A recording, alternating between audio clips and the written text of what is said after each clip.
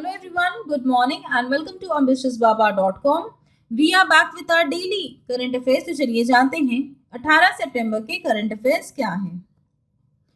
पहला सवाल, किस वर्ष तक भारत फर्टिलाइजर्स के प्रोडक्शन में सेल्फ रिलायंट बन जाएंगी और इसके लिए हमारी सरकार ने 40,000 करोड़ रुपए निवेश करने का निर्णय लिया है, जिसके तहत वो नए यूनिट्स सेटअप करेंगे और हमारा जो इम्पोर्ट्स पे डिपेंडेंस है उसे कम करेंगे। 5 ऑप्शन है हमारे पास, तो चलिए द आंसर इज ए। वर्ष 2023 तक हमारी सरकार का अनुमान है कि फर्टिलाइजर्स प्रोडक्शन में वो सेल्फ रिलायंट हो जाएंगे और इसके लिए हमारी केंद्रीय सरकार 40,000 करोड़ रुपए निवेश करेंगी। तो चलिए थोड़े से डिटेल्स जान लेते हैं। तो ऑफिशियल डेटा के हिसाब से एट प्रेजेंट भारत का जो फर्टिलाइजर प्रोडक्शन है वो होता है बिटवीन 42 टू 45 मिलियन टन्स और हमारा इम्पोर्ट्स है 18 मिलियन टन्स। तो ये 18 मिलियन टन्स का जो हमारा डिपेंडेंस है इम्पोर्ट्स पे वो हमारी सरकार कम करना चाहती है और इसीलिए वे 40,000 करोड़ रुपए निवेश करेंगे और अलग अलग यूनिट्स बिठाएंगे ताकि हम सेल्फ रिलायंट बन जाए फर्टिलाइजर प्रोडक्शन में। और इसके लिए जितने भी करेंटली फर्टिलाइजर प्लांट्स है भारत में उन्हें गैस बेस्ड टेक्नोलॉजी में कन्वर्ट किया जा रहा है। तो चलिए जानते हैं डिटेल्स। तो जैसा कि हमने क्वेश्चन में ही पढ़ा है कि भारत ने ये लक्ष्य लिया है कि वो सेल्फ रिलायंट बन जाएंगे फर्टिलाइजर्स प्रोडक्शन में वर्ष 2023 तक और इसके लिए हमारी सरकार ने 40,000 करोड़ रुपए निवेश करने का निर्णय लिया है, जिसके तहत वो नए नए यूनिट्स सेटअप करेंगे ताकि हमारा डिपेंडेंस जो इम्पोर्ट्स पे है उसे कम किया जा सके। और इसकी जानकारी दी है हमारे केंद्रीय फर्टिलाइजर मिनिस्टर डीवी सदानंद गौड़ा ने।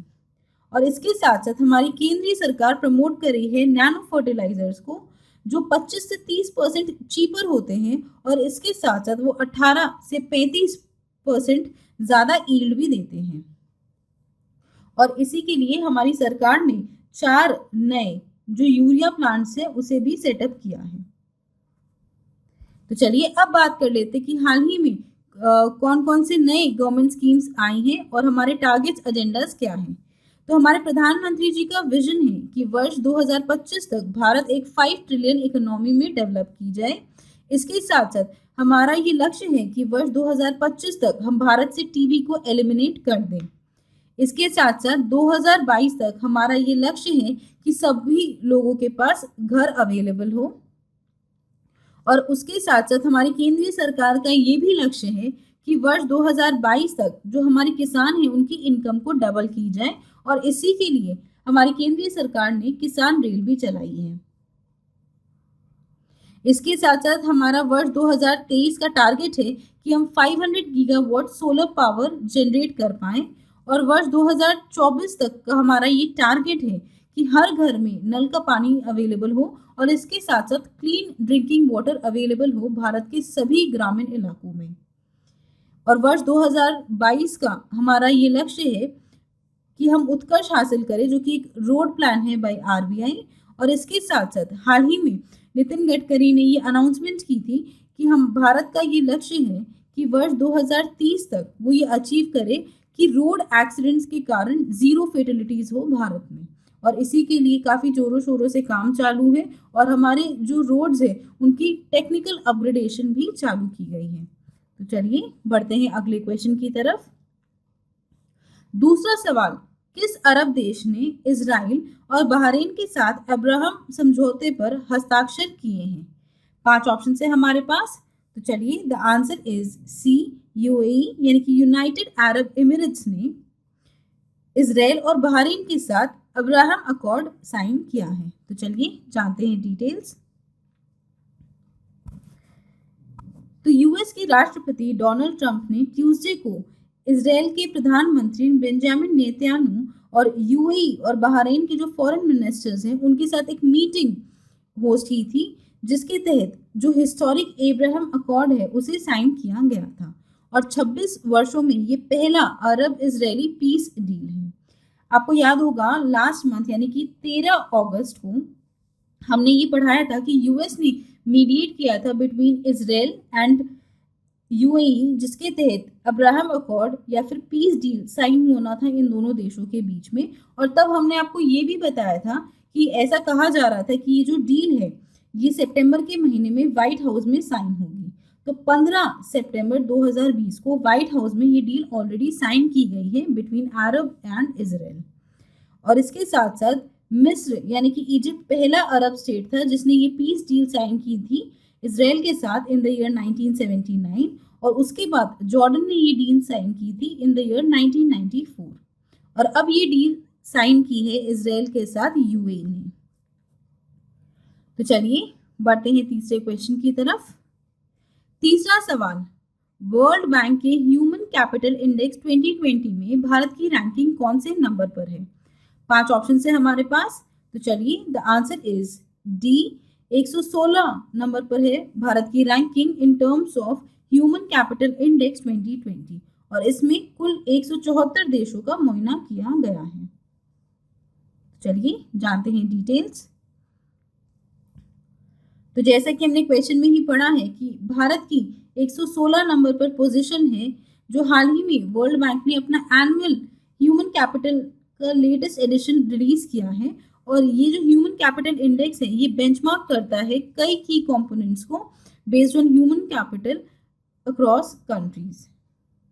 तो चलिए अब बात करते हैं कि वर्ष 2018 में भारत का स्कोर क्या रहा है। तो भारत का स्कोर वर्ष 2018 में 0.44 रहा है, जो बढ़ के 0.49 हो गया है as per the human capital index report. और ये रिपोर्ट वर्ल्ड बैंक ने 16 सितंबर को रिलीज की है।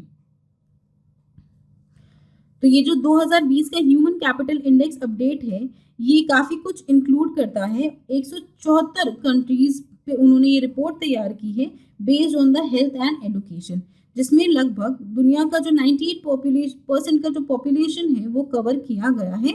और ये रिपोर्ट तैयार की गई है अप टू मार्च 2020, यानी कि प्री लॉकडाउन का जो सिचुएशन था ग्लोबली उसके ऊपर ये रिपोर्ट तैयार की गई है। और इसमें बच्चों का जो हेल्थ एंड एजुकेशन है उसके हिसाब से उसको नज़र में रख के और उस पर कई सारे पैरामीटर्स को जज करके ये रिपोर्ट तैयार की गई है। और ऐसा देखा गया है कि जो लो इनकम कंट्रीज़ है उनमें काफ़ी ज़्यादा बदलाव आए हैं। उन्होंने कई सारे चेंजेस अडॉप्ट किए हैं जिससे जो हेल्थ एंड एजुकेशन है बच्चों की उन देशों में वो काफ़ी इम्प्रूव हो रही है। लेकिन अगर आप करंटली ये सिचुएशन देखें तो अब जो पोस्ट पैंडेमिक वर्ल्ड होगा उसमें ये बच्चे और ज़्यादा वल्नरेबल हो जाएंगे, बिकॉज जो ग्लोबल इकोनॉमी क्रिपल कर रही है इसमें सबसे ज़्यादा विमेन और बच्चे सफ़र करेंगे।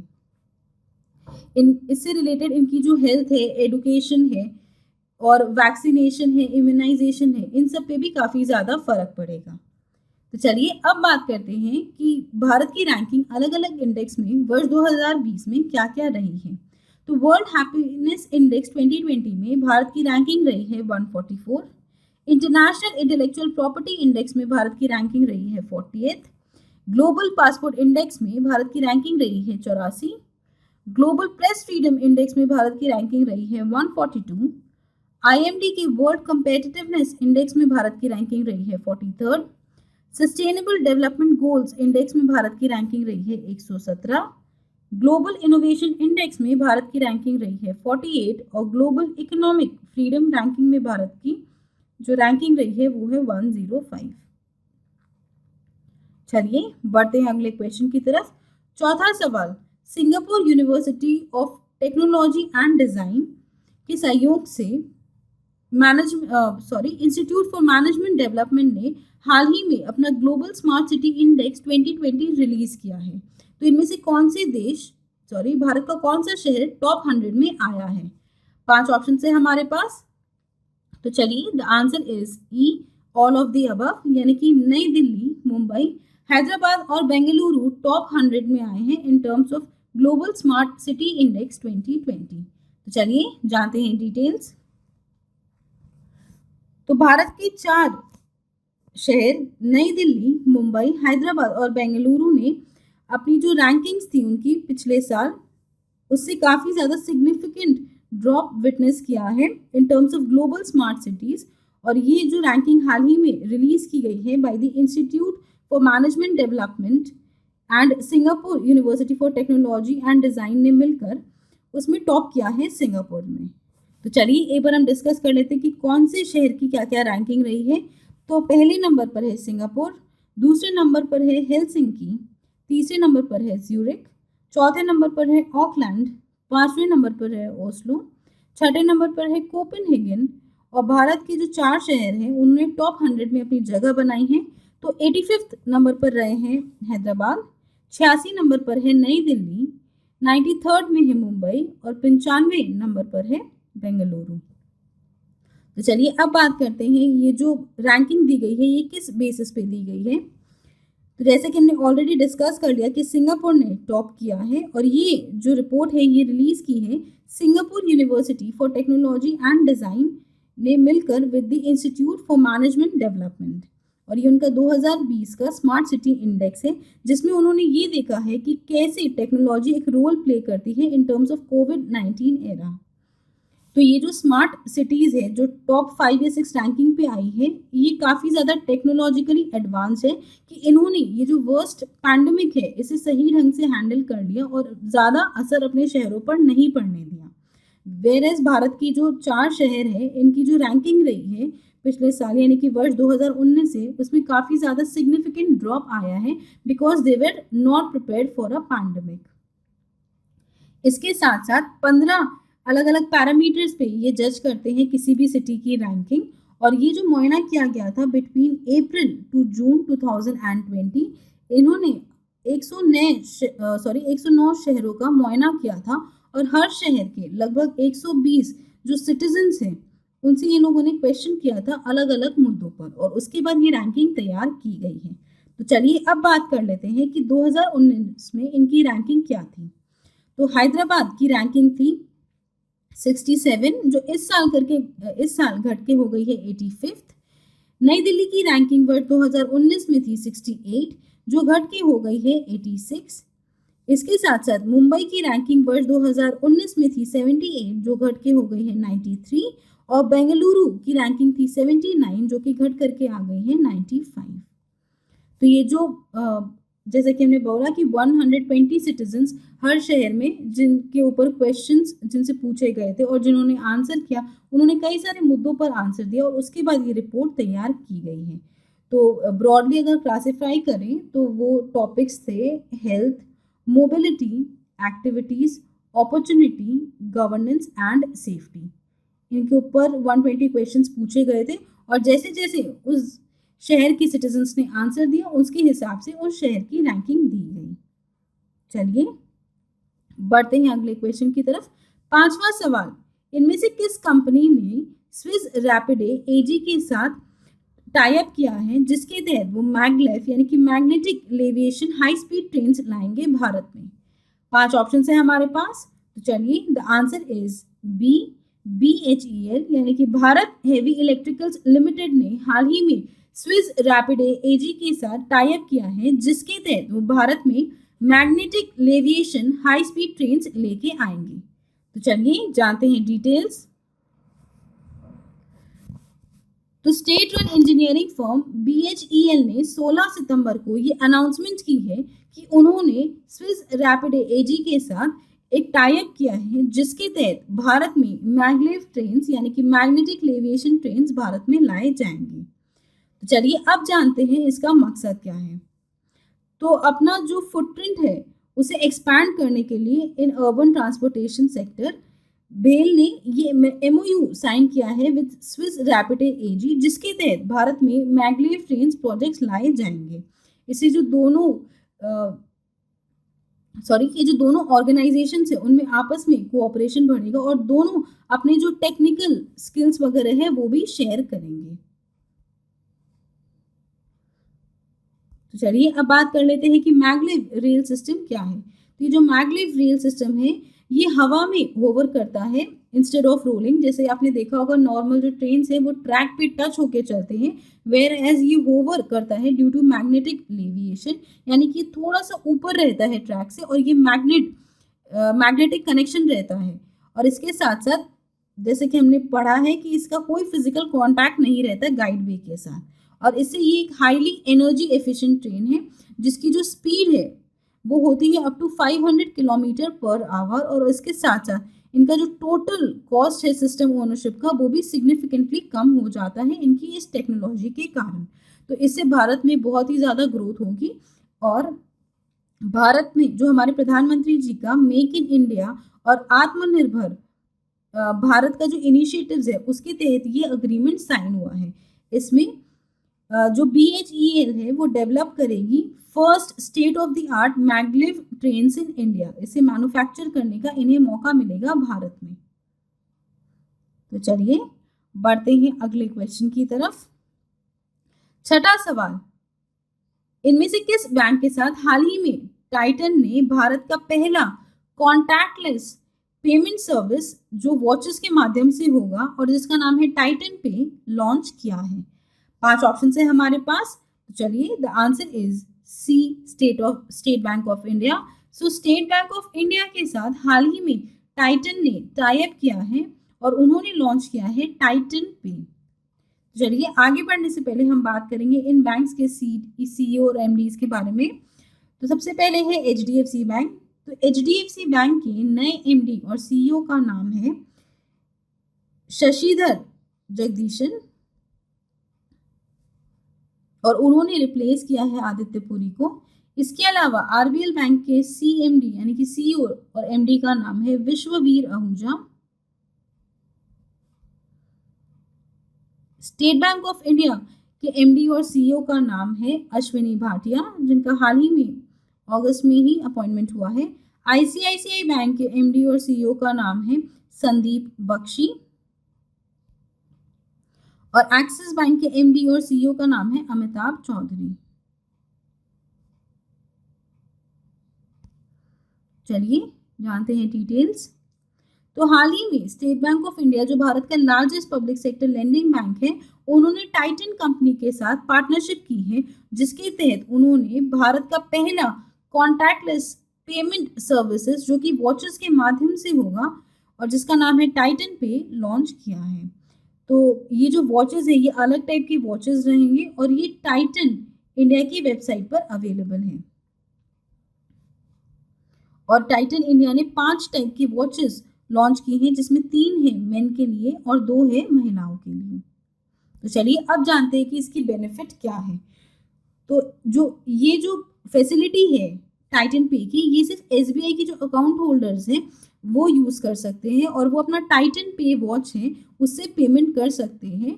POS मशीन्स में उन्हें कार्ड को स्वाइप या इंसर्ट करने की ज़रूरत नहीं है, वो सिर्फ अपने वॉच के माध्यम से ये पेमेंट कर सकते हैं।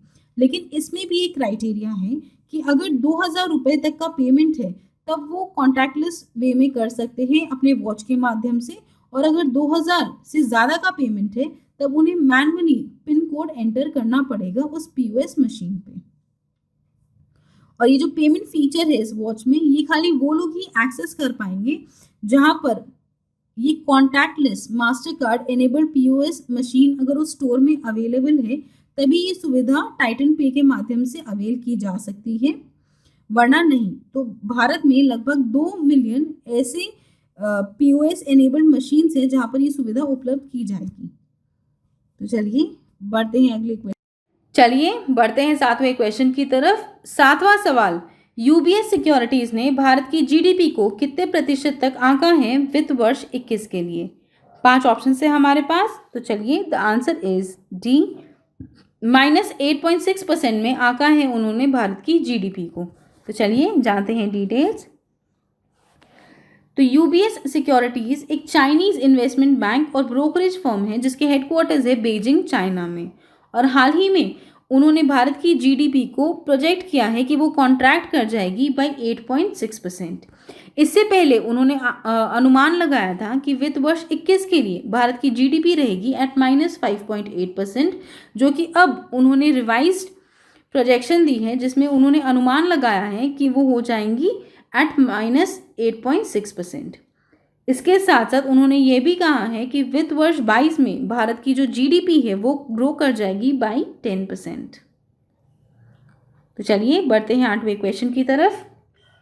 8वां सवाल, Organisation for Economic Cooperation and Development ने भारत की जीडीपी को कितने प्रतिशत तक आंका है वित्त वर्ष 21 के लिए? 5 ऑप्शन है हमारे पास। तो चलिए, द आंसर इज ए, -10.2% पे उन्होंने आंका है भारत की जीडीपी को वित्त वर्ष 21 के लिए। तो चलिए जानते हैं डिटेल्स। तो जैसा कि हमने क्वेश्चन में ही पढ़ा है कि ऑर्गेनाइजेशन फॉर इकोनॉमिक कोऑपरेशन और डेवलपमेंट ने पहले भारत यानी कि जून में भारत की जीडीपी को आंका था कि वो कॉन्ट्रैक्ट कर जाएगी टू -7.3%, और अब हाल ही में यानी कि 16 सितंबर को उन्होंने अपना इंटरिम इकोनॉमिक आउटलुक रिपोर्ट दोबारा रिलीज किया है, जिसमें उन्होंने अनुमान लगाया है कि भारत की जीडीपी कॉन्ट्रैक्ट कर जाएगी टू 10.2%। और इसके लिए उन्होंने ये प्रोजेक्शन दी है कि भारत में कोविड-19 के केसेस है वो कंटिन्यूसली बढ़ते जा रहे हैं, और इसके साथ साथ सेकेंड वेव ऑफ इन्फेक्शंस आने की पूरी संभावना है। इसके साथ साथ उन्होंने ये भी कहा है कि उन्होंने जो अनुमान लगाया था पहले कि भारत यानी कि जो ग्लोबल आउटपुट है वो कॉन्ट्रैक्ट कर जाएगा अप टू -6%, अब उन्होंने रिवाइज किया है कि जो हमारा ग्लोबल आउटपुट है वो कॉन्ट्रैक्ट करेगा up to -4.5% only, because China और यूएस में काफ़ी ज़्यादा इम्प्रूवमेंट्स रहे हैं कोविड-19 के केसेस को लेके, और वहाँ पर लाइफ और प्रोडक्शन काफ़ी ज़्यादा नॉर्मल होते जा रहे हैं। तो चलिए अब बात करते हैं कि अलग अलग एजेंसीज ने भारत की जीडीपी को कितने प्रतिशत तक आंका है वित्त वर्ष 21 के लिए। तो मूडीज ने आंका है -11.5%, इंडिया रेटिंग्स एंड रिसर्च ने आंका है -11.8%, इकरा ने आंका है -9.5%, एडीबी ने आंका है -9%, एसबीआई ने आंका है -10%, सीरीज ने आंका है -5%, फिच ने आंका है -10.5%, S&P ने आंका है -9% और केयर रेटिंग्स ने आंका है एट -8%। चलिए बढ़ते हैं अगले क्वेश्चन की तरफ। 9वां सवाल, 9 स्टैक्स के ब्रांड एम्बेसडर के रूप में इनमें से किसे नामित किया गया है? 5 ऑप्शन है हमारे पास। तो चलिए, the answer is E, Suresh Raina. Suresh Raina को साइन किया गया है as the brand ambassador for 9 stacks. तो चलिए जानते हैं डिटेल्स। तो 9 स्टैक्स ने सुरेश रैना को चुना है अपने ब्रांड एम्बेसडर के रूप में, और ये जो पार्टनरशिप रही है सुरेश रैना और 9 स्टैक्स के बीच में, इसमें जो भी 9 स्टैक्स के अपकमिंग कैंपेन्स है उसे प्रमोट करेंगे सुरेश रैना, और इसके साथ साथ बाकी जो भी उनकी ऑफलाइन और ऑनलाइन गतिविधियां हैं उसमें भी एंगेजमेंट रहेगी सुरेश रैना की। तो चलिए अब बात करते हैं 9 स्टैक्स के बारे में। तो 9 स्टैक्स की खोज की गई थी वर्ष 2017 में बाय सुधीर कामत, प्रतीक कुमार एंड ऋषभ माथुर, और उसके बाद वर्ष 2017 से ही 9 स्टैक्स ने बहुत ही मीटियोरिक राइज दिखाई है, और इसकी पॉपुलैरिटी भी काफ़ी ज़्यादा बढ़ गई है, क्योंकि ये काफ़ी ज़्यादा exciting online poker gaming platform माना जाता है रिसेंट टाइम में। इसके 32 मिलियन यूज़र्स से ज़्यादा हैं, और इसके साथ साथ ये अपनी यूज़र्स को एक्सपीरियंस एंड थ्रिल देता है of a fast pace and dynamic gaming.